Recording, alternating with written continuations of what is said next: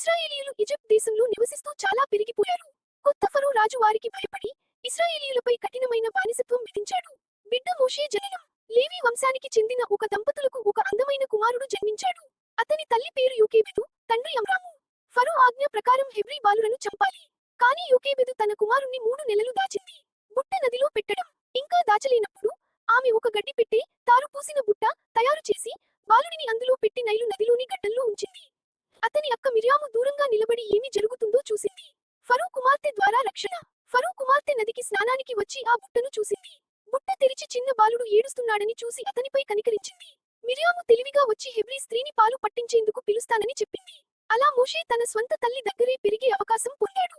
ఫరో కుమార్తె అతనికి మోషే అని పేరు పెట్టింది, ఎందుకంటే నీటిలో నుండి తీసుకున్నాను అని అర్థం. చిన్న చిన్న మెరుపులు ముఖ్య సందేశం.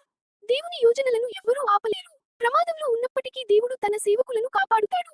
చిన్న విశ్వాస చర్యలు యోకేబెదు చేసినట్టు గొప్ప ఫలితాలను ఇస్తాయి.